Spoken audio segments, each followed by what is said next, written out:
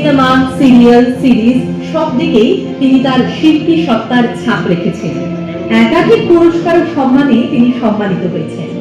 2022 সালে তার বিখ্যাত সিনেমা টনিকের জন্য তিনি সেরা অভিনেতা হিসেবে পশ্চিমবঙ্গ চলচ্চিত্র সাংবাদিক সমিতি পুরস্কার ও ফিল্মফেয়ার পুরস্কার জেতেন। বঙ্গপুরুষ সম্মান 2025-এর মঞ্চে standing out in the crowd বিভাগে আমরা সম্মানিত করছি বর্ষিয়ান অভিনেতা পরাণ বন্দ্যোপাধ্যায়কে।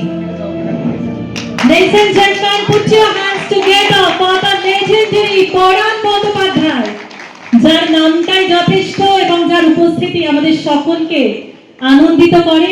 তাকে আমরা আমাদের মধ্যে পেয়েছি। আমরা কথা অবশ্যই শুনবো, তবে তার আগে আমাদের কাজটা আমরা সেরে নিই। বঙ্গপুরুষ সম্মান 2025 standing out in the crowd এই বিভাগে আমরা সম্মানিত করছি পরাণ বন্দ্যোপাধ্যায় মহাশয়কে, যেটা আমাদের কাছে বঙ্গপুরুষ সম্মান এবং রেড ওয়াইন। সবাইকে আমার প্রাণের অভিনন্দন। এত বড় একটা অনুষ্ঠান যেখানে আমি সম্মানিত হচ্ছি, মনে হচ্ছে আমার পিতার পায়ে প্রণাম করছি। আসলে এই পুরস্কার প্রশংসা,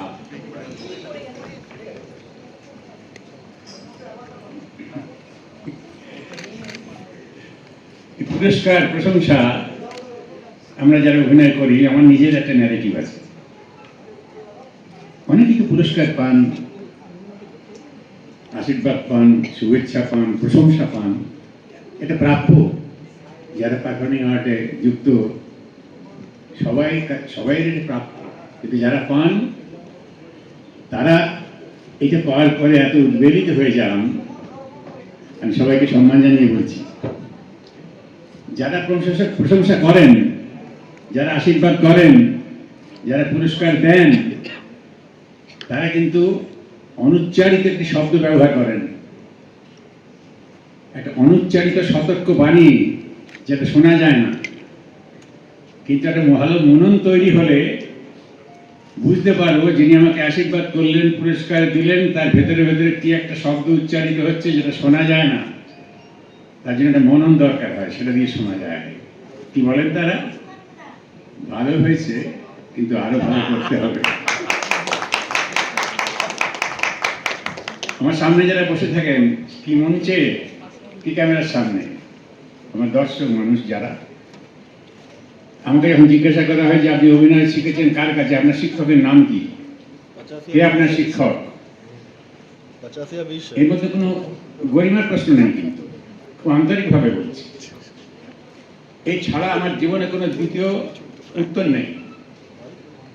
এই মঞ্চে দাঁড়িয়ে যখন আমি অভিনয় করি কিংবা ক্যামেরার সামনে তো 3 মাস বাদে দেখতে পান, মঞ্চে তো একবারে নগদ পাওয়া না, হ্যাঁ, ক্যাশ। তো সেখানে আমাকে জিজ্ঞাসা করলে আমি বলি আমার সামনে যারা আছেন তারা হচ্ছে আমার শিক্ষক দেবতা। কেন? কারণ চরিত্র সৃষ্টি করতে গেলে মানুষের জীবন থেকে নিতে হবে, উপাদান নিতে হবে। তো মানুষের জীবন থেকে যে উপাদান নেই, তাদের হাসি, কান্না, ব্যথা, বেদনা, নিষ্ঠুরতা, হিংসা, লোভ, পাপ, সবই তো মানুষের মধ্যেই আছে। তো সেই মানুষের ভেতর থেকে তাদের উপাদান নিয়ে আমি চরিত্র সৃষ্টি করছি। এখানে আমি পূজায় বসি, সংলাপ মন্ত্র উচ্চারণ করি, আমার দেবতা বসে আছে, তাদের পূজায় বসেছি, তাদের অর্ঘ্যে তাদেরকে আমি অর্ঘ্য সাজাই ওই উপাদান দিয়ে। তারা যদি সন্তুষ্ট হন 2 হাত তুলে আশীর্বাদ করবেন, তারা যদি অসন্তুষ্ট হন 1 হাত তুলে অভিশাপ দেবেন। সুতরাং আমার শিক্ষক যদি সন্তুষ্ট হয়, আমার দেবতা যদি সন্তুষ্ট হয়, তাহলে এই ভালোবাসাগুলো আমার কেউ কেড়ে নিতে পারবে না। কাম্য নয়, অধঃপতন অনিবার্য, কেউ রুখতে পারবে না। সেই উদাহরণ আমাদের সমাজে আছে। তো আপনারা না থাকলে এখানকার সমস্ত কিছু অর্থহীন। এটা মুশকিল হচ্ছে, এগুলো এখানে দাঁড়িয়ে বললে তবে বুঝতে পারে মানুষ, কিন্তু একটু ভাবলে বুঝতে পারবেন যে আপনারা ছাড়া, দর্শক শিক্ষক ছাড়া সমস্ত কিছু অর্থহীন। আপনারা যদি না দেখেন, না শোনেন, করতালির ধ্বনি দিয়ে যদি উচ্ছ্বসিত প্রশংসা ভরিয়ে না দেন, তাহলে এর কোনো মূল্য নেই। সৃষ্টি সৃষ্টি থেকে যাবে যদি না আপনাদের পায়ে অর্ঘ্য সাজানো হয়। সুতরাং সব কিছুই আপনাদের। তাই আজকে হাতে আসে তখন শরীরে একটা শিহরণ হয়, একটা আনন্দ হয়। আর তখন এই মুখগুলো যারা রবীন্দ্রনাথ দেখেন, প্রশংসা করেন, পুরস্কার দেন, তাদের পিছনে মাথাটা নিচু হয়ে যায়।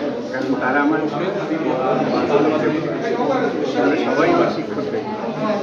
এই আনন্দ মানুষ যখন ধ্যানিষ্ঠ হয়, পূজায় বসে, যে অনুভূতিটা হয় সেই অনুভূতিটা তাদের